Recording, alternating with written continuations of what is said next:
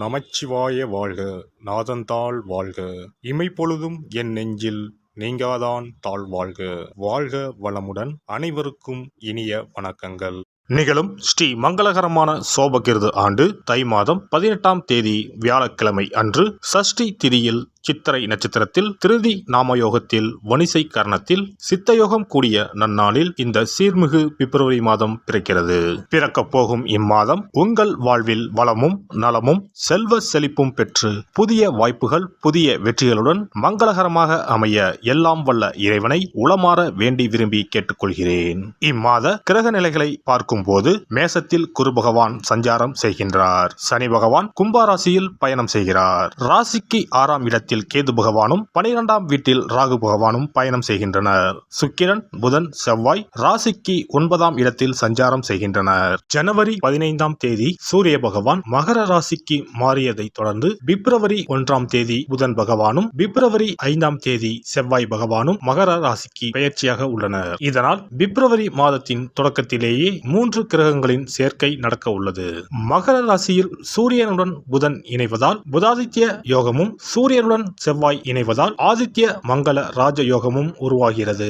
இந்த கிரக அமைப்பினால் உங்கள் வாழ்வில் ஏற்படக்கூடிய சுபம் மற்றும் அசுப பலன்கள் என்ன என்பதனை விரிவாக காண்போம். இதுவரை ஆபத்தில் சிக்கி சீரழிந்த உங்கள் வாழ்க்கை பயணம் மாறப்போகிறது. இப்படியும் ஒரு வாழ்க்கையா என மனக்கசப்பில் வாழ்ந்து வந்த உங்களுக்கு இனி வசந்தம் வீசப்போகிறது. இனி யமனே உங்கள் எதிரில் வந்தாலும் சிவனின் அருளால் எதிர்த்து நின்று போராடும் பலம் உங்களை வந்து சேரும். உங்கள் பிறப்பு ஒரு சாபக்கேடு அல்ல, அது சரித்திரம் படைக்கும்.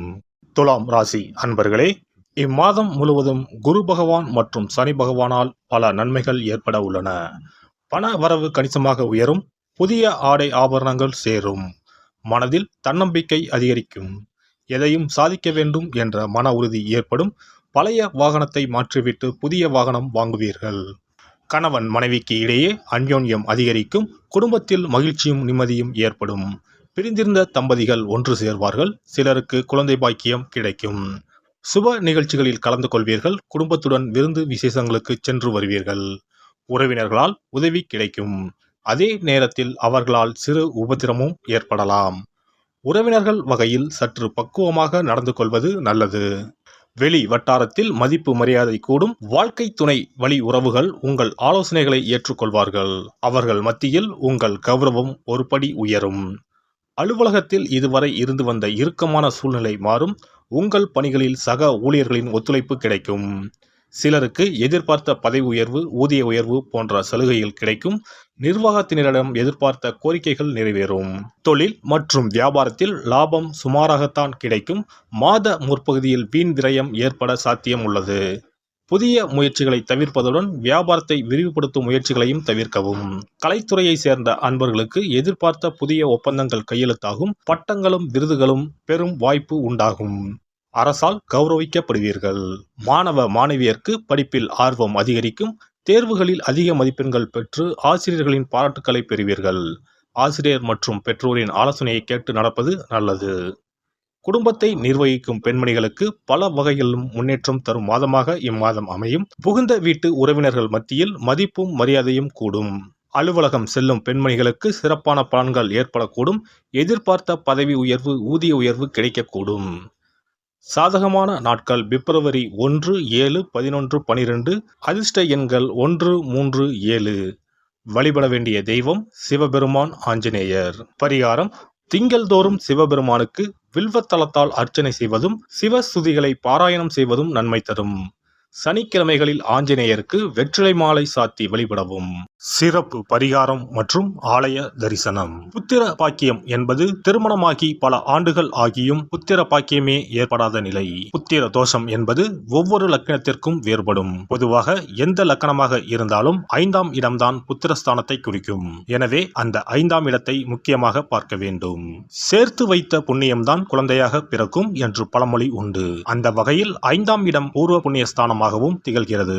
தாய்மாமன் தாய்வழி உறவுகள் ஆகியவற்றை குறிப்பதும் 5ஆம் இடம்தான். 5ஆம் இடத்தில் பாவக்கிரகங்கள் அதாவது ராகு, செவ்வாய், சனி அல்லது சூரியன் அமர்ந்தால் ஒரு சிலருக்கு குழந்தை பாக்கியம் இல்லாமல் போகும் அல்லது தாமதமாக கிடைக்கும்.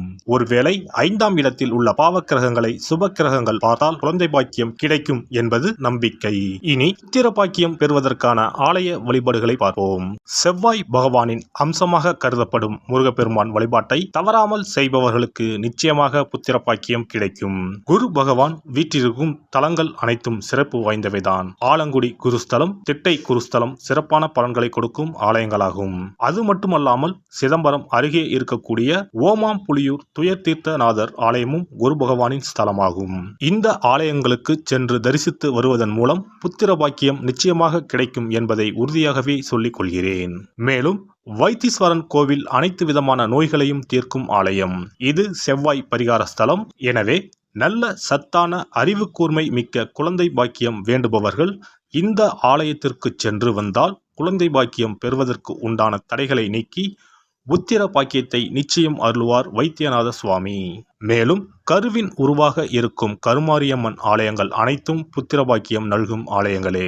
சமயபுரம் மாரியம்மன், திருவேற்காடு கருமாரியம்மன் போன்ற ஆலயங்கள் அனைத்தும் சிறப்பு வாய்ந்தவையே. அதேபோல் திருச்சிக்கு அருகில் உள்ள திருப்பட்டூர் பிரம்மா ஆலயம் பிறவி பயனை அனுபவிக்க செய்யும் ஸ்தலம். திருப்பட்டூர் பிரம்மாவிடம் வேண்டுதல் வைக்க குழந்தை பாக்கியம் கிடைக்கும். திருச்செங்கோடு அர்த்தநாரீஸ்வரர் ஆலயம் புத்திர பாக்கியத்தை அருளும் முக்கிய ஸ்தலம். குருவாயூர் கிருஷ்ணர் ஆலயமும் ஸ்ரீரங்கம் ரங்கநாதர் ஆலயமும் குழந்தை பாக்கியத்திற்கு வழிகாட்டக்கூடிய வழி கிடைக்கக்கூடிய அற்புத திருத்தலங்கள். இந்த ஆலயங்களில் துலாபாரம் என்னும் வேண்டுதல் வைத்து வந்தால் குழந்தை பாக்கியம் உடனே கிடைக்கும். குழந்தை பேறு பெற்ற லட்சக்கணக்கான பேர் இங்கு வந்து நேர்த்தி கடன் செலுத்துவதை தினந்தோறும் காணலாம். அதேபோல் அத்தி மரத்தை நட்டு வளர்த்து வருவதும் அத்தி மரத்தை பேணி காப்பதும் குழந்தை பாக்கியத்தை தரும். தான தர்மங்களும் புத்திர பாக்கியத்தை தரும். அக்கம் பக்கம் உள்ள குழந்தைகளுக்கு உணவு வழங்குதல், இனிப்புகள் வழங்குதல் போன்ற செயல்கள் புத்திர பாக்கியத்தை தரக்கூடியதாகும். துர்க்கை வழிபாடும் முருகப்பெருமான் வழிபாடும் சிறந்த பரிகார முறைகள். அதிகாலை நேரத்தில் அரச மரத்தை 48 முறை சுற்றி வருவதன் மூலமும் குழந்தை பாக்கியம் நிச்சயம் உண்டாகும். எறும்பு புற்றுக்கு வெல்லம் பொட்டுக்கடலை கலந்து தருவதால் 1000 பேருக்கு அன்னதானம் செய்த பலன் வந்து சேரும். கர்ப்பிணிகளுக்கு அவர்கள் விரும்புவதை வாங்கி கொடுத்து அவர்களை மகிழ்ச்சிப்படுத்துவதன் மூலம் அவர்களுடைய ஆசீர்வாதம் கிடைக்க பெற்று குழந்தை பாக்கியம் கிடைக்கும் என்பது உண்மை. புத்திர தோஷம் உள்ளவர்கள் முதியோர் காப்பகங்களில் உள்ள முதியோருக்கு உணவு உடை வழங்கி அவர்களின் ஆசியை பெற்றால் புத்திர பாக்கியம் கிடைக்கும். மேற்கண்ட ஆலய பரிகாரங்களை முறையாக செய்து நம்பிக்கையோடு வணங்கி வந்தால் குழந்தை பாக்கியம் நிச்சயம் கிடைக்கும். எல்லாம் வல்ல இறையருளால் நீங்களும் உங்கள் அன்பு குடும்பமும் உடல் நலம், நீலாயுள், நிறை செல்வம், உயர் புகழ், மெய்ஞானம் ஓங்கி வாழ்க வளமுடன். இந்த வீடியோ உங்களுக்கு பிடிச்சிருந்தா லைக் பண்ணுங்க, ஷேர் பண்ணுங்க அண்ட் சப்ஸ்கிரைப் பண்ணுங்க. பக்கத்துல இருக்க பெல் ஐகானை கிளிக் பண்ணுங்க. நன்றி, வணக்கம், வாழ்க வளமுடன்.